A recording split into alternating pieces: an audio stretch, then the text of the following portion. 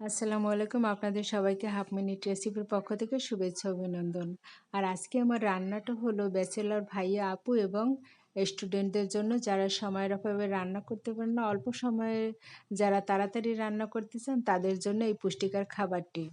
উপকরণ হিসেবে যা যা লাগবে: 1 কাপ চাল, আধা কাপ মুসুরির ডাল এবং মুগের ডাল নিয়েছি সুন্দর করে ধুয়ে, আর 2টা আলু কেটে নিয়েছি সুন্দর করে। তারপরে পেঁয়াজ একটা, একটুখানি আদা, কয়েক ফালি রসুন কেটে নিয়েছি এবং চাল ডাল একত্রে মিলিয়ে নিয়েছি। মশলা হিসেবে ইউজ করতেছি হলুদের গুঁড়ো, মরিচের গুঁড়ো, ধনিয়ার গুঁড়ো, কারণ আমি বেশি মশলা ইউজ করব না। হাতের কাছে যা আছে সেটা দিয়ে আমি রাইস কুকারে এই পুষ্টিকর খিচুড়িটি রান্না করব। আর মশলা হিসেবে দিয়েছি 2টা লং, 2টা দিয়েছি দারুচিনি এবং 2টা এলাচ। যেহেতু আমি 1 পট চাল দিয়েছি আর আধা পট ডাল দিয়েছি, যার কারণে আমি পানি দেব 3 কাপ। 3 কাপ পানি দিলে খুব সুন্দর করে খিচুড়িটা সিদ্ধ হয়ে যাবে।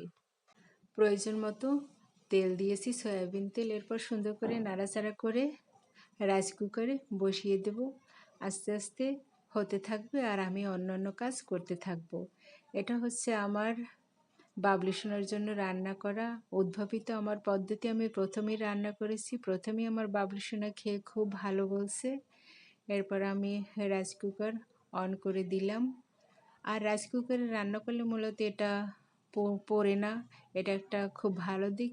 এরপর যখন খাবারটা হয়ে আসছে তখন আমি 2টা ডিম দিয়ে রেখেছি, এর কারণে আমার আলাদা করে ডিম ভাজি করতে হয়নি।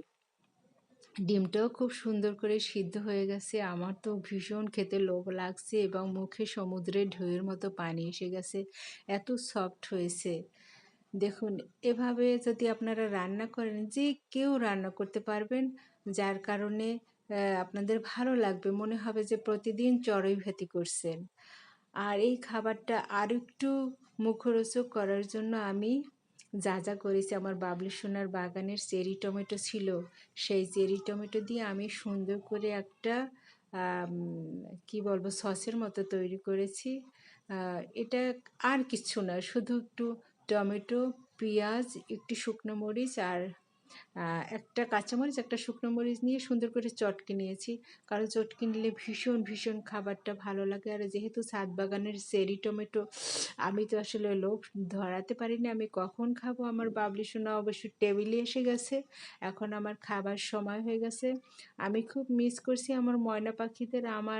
এখনও আমার বাহিরে 5 জন ময়না পাখি আছে, আর একটা ময়না পাখি আমার বাবলি সোনাকে নিয়ে খাচ্ছি। আরও সাথে অ্যাড করেছি আমার বাবলি সোনার ছাদ বাগানের লেবু কাঁচামরিচ।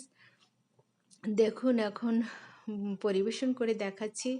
দেখেন কত সুন্দর খাবারটা হয়েছে, লোভনীয়। এখন আমি খেতে বসবো। খুবই ভালো হয়েছে।